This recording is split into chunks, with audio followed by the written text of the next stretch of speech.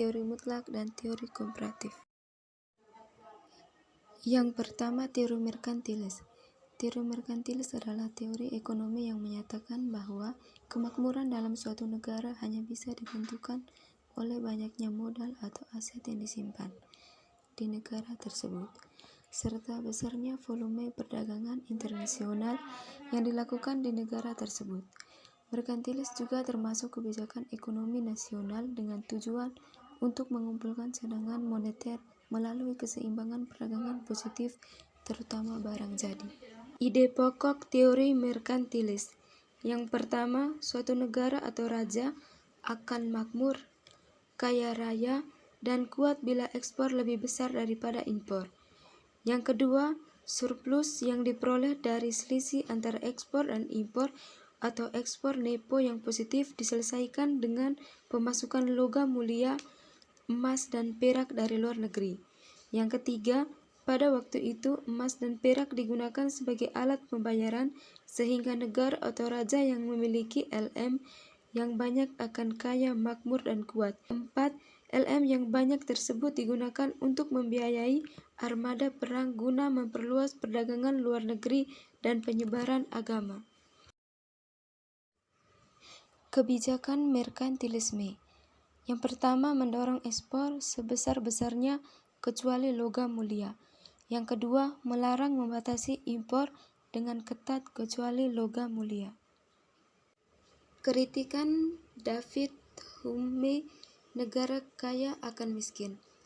Pikiran pokok dari merkantilis bahwa negara atau raja akan kaya bila ekspor lebih besar daripada impor, sehingga logam mulia akan banyak. Artinya, kekayaan atau kemakmuran negara identik dengan jumlahnya logam yang dimilikinya. Logam pada waktu itu digunakan sebagai alat pembayaran, sehingga logam berarti jumlah uang beredar banyak. Bila uang beredar banyak, sedangkan produksi tetap, akan terjadi inflasi. Kenaikan harga di dalam negeri tentu akan menaikkan harga barang ekspor, sehingga kuantitas ekspor akan menurun.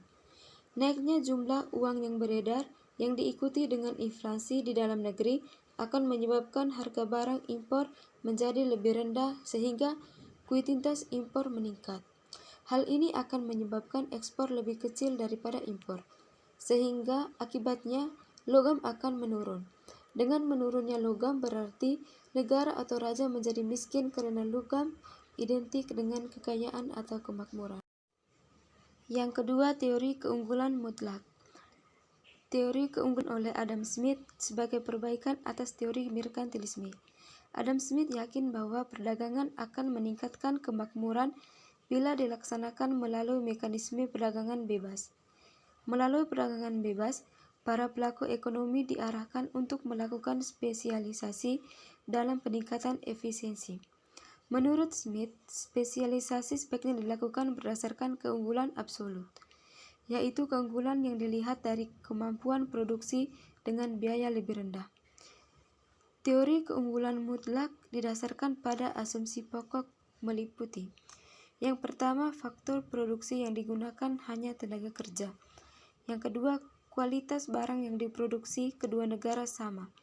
Yang ketiga, pertukaran dilakukan dengan cara barter atau tanpa uang. Sebagai gambaran mengenai keunggulan mutlak yaitu sebagai berikut.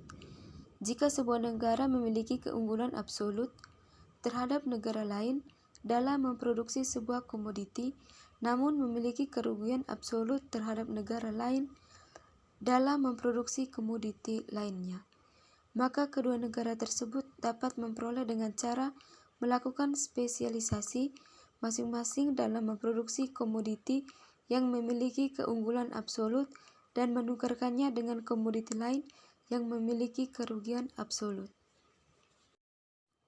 Yang ketiga, teori keunggulan komparatif. Menurut teori keunggulan komparatif, meskipun sebuah negara kurang efisien dibandingkan negara lain dalam memproduksi kedua komoditi, namun masih tetap terdapat dasar untuk melakukan perdagangan yang menguntungkan kedua belah pihak. Teori keunggulan komparatif didasarkan pada nilai tenaga kerja yang diperkenalkan oleh David Ricardo, yang menyatakan bahwa nilai atau harga suatu produk ditentukan jumlah waktu atau jam kerja yang diperlukan untuk memproduksi. Suatu negara akan memperoleh manfaat dari perdagangan internasional apabila melakukan spesialisasi produksi dan mengekspor barang dengan memproduksi relatif lebih efisien serta mengimpor barang di mana negara tersebut memiliki produksi yang relatif kurang efisien. Dengan kata lain, suatu negara akan tetap mendapatkan keuntungan dalam perdagangan jika berspesialisasi dan mengekspor yang memiliki keunggulan relatif, di mana keunggulan relatif yang mengidentifikasikan bahwa suatu negara lebih efisien secara relatif dalam memproduksi barang. Baik, terima kasih untuk presentasinya hari ini dari teori bisnis internasional.